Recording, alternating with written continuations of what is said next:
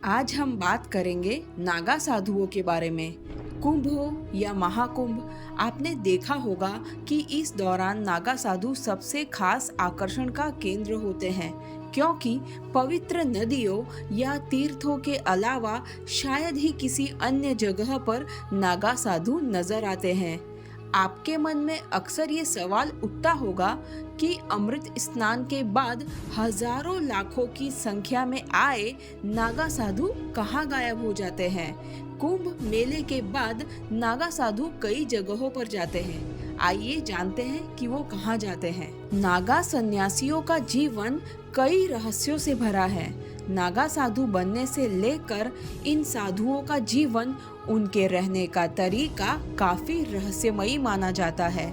ऐसे में ये जानना कठिन होता है कि सन्यासी कहाँ जाएंगे। अब ये काशी जाएंगे या फिर जहाँ से आए थे वहाँ लौट जाएंगे। ये सवाल सबके लिए जिज्ञासा का विषय बना रहता है। कथाकथित धारणाओं के आधार पर ऐसा माना जाता है कि नागा साधु कुंभ मेले में गंगा स्नान करने आते हैं और फिर मेला खत्म हो जाने के बाद हिमालय की पहाड़ियों और जंगलों में वास करते हैं। अधिकतर नागा साधु कुंभ मेले के बाद हिमालय की गुफाओं में चले जाते हैं। वहाँ वे कठोर तप करते हैं।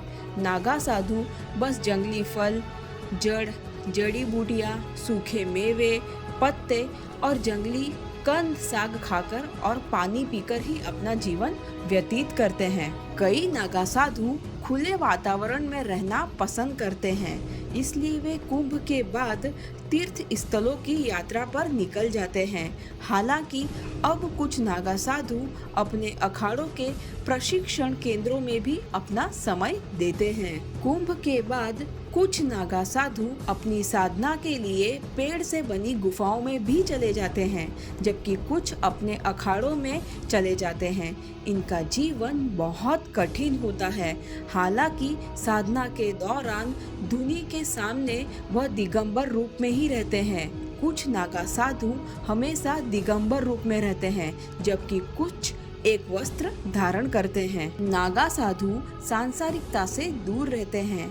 वे शिव भक्त होते हैं। ऐसा माना जाता है कि भगवान शिव के परम भक्त माने जाने वाले नागा साधु बड़े विध्वंसक होते हैं। अगर कोई इनके ज्यादा पास जाने की कोशिश करता है या फिर इनके भेदों को जानने की कोशिश करता है तो ये अपनी तंत्र विद्या से उसका अहित कर देते हैं। ये भी कहते हैं कि नागा साधु उन शमशानों के आसपास गुफा बनाकर रहते हैं। मान्यता है कि कई नागा साधु नग्न अवस्था में ही रहते हैं और मांस मदिरा का सेवन करते हैं। किसी भी मृतक का शव इनकी पूजा पाठ का अहम भाग होता है। नागा बनने के लिए कोई शिक्षा या उम्र जरूरी नहीं है।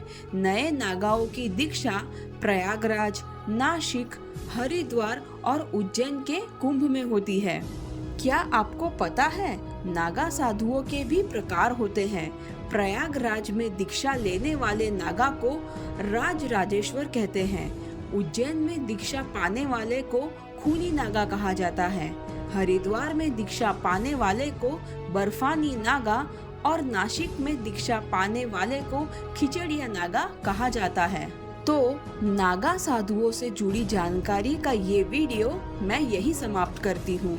अगर आपको किसी प्रकार का कोई क्वेश्चन है तो आप मुझे कमेंट करके पूछ सकते हैं, और आपको कोई नई जानकारी के ऊपर वीडियो चाहिए तो भी आप मुझे कमेंट करके बता सकते हैं। ओम शतमानम भवति।